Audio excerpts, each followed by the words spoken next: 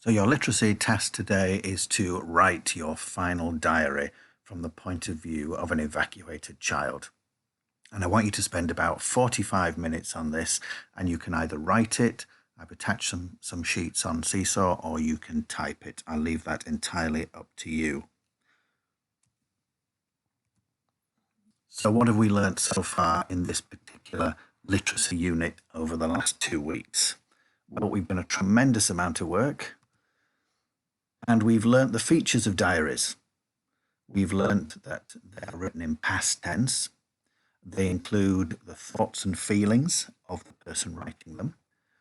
And because they are an autobiographical piece of writing, they're written in the first person. There is detailed description in there, and they have a diary style. So they might start with Dear Diary, and they'll have a date when it was written. So we learnt that first of all. Then we looked at interesting vocabulary that could be included, and we looked at an extract from Letters in the Lighthouse. And many of you pulled out some really interesting words like bombarded and disheartening and infuriated and things like that. So some really interesting vocabulary that we learnt in our learning on this unit as well. And then we looked at a new skill, and that was words with the suffixes ate, ify, and ise. And we practiced those words. We learned quite a lot of them, and we put them into sentences of our own as if we were an evacuated child, all in preparation for what you're going to do today. And we also learned how to use a colon. So a colon to start a list, and a colon to lead into an explanation or a definition.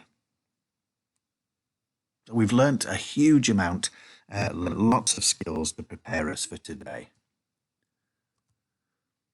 So you now need to write your diary. You'll be ready for this now, and you must include all of those things that we have been learning. So I am going to be assessing you on words with suffixes.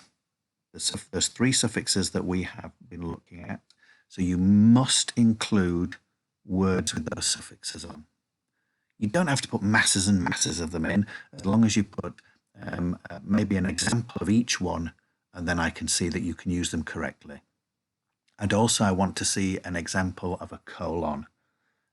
If you can do a colon in a list, fantastic. If you can do a colon which leads into an explanation or a definition, absolutely brilliant if you can do that. But just try and use a colon somewhere. What else do I want to see? Well, don't forget, even though those are the things that I'm assessing you on, the colon and the suffixes, you've also learnt lots of other writing skills in other learning units before this one. And because you've already learnt them, I would expect you to keep showing them to me. So don't forget, to make your writing more interesting, you need to use a variety of sentence openers. I want to see just 1 or 2 examples of a relative clause, those comma who, comma which, comma when, comma that, comma where sentences. Expanded noun phrases for your detailed description. And I want you to check your punctuation very, very carefully. Those capital letters, full stops, exclamation marks, question marks, apostrophes, commas after fronted adverbials, and commas in clauses. And check your spellings as well. It might be a good strategy for you to write a paragraph, stop, check it through, make sure everything is correct, make sure it makes sense, you haven't missed any words out, you haven't missed any punctuation out, and then go on to the next paragraph and do it in smaller bits like that, rather than write the whole thing and then go back and check the whole thing. But you might prefer to do it like that. You might be comfortable with it like that, and that's absolutely fine. But some of you, it might be better if you wrote a paragraph at a time and checked that as you went along.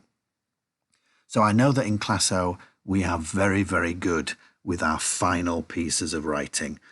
So I know you will have taken on board all of these skills, and I know that this final diary that you're going to write as an evacuated child is going to be a really interesting piece of work. And when you've written it, of course, we're going to up-level it tomorrow, and then you can check it against your benchmark task, and then you can see how much progress you have made. So let's have a real effort with this. This is our first piece of writing in our lockdown situation. So let's have a real effort with this.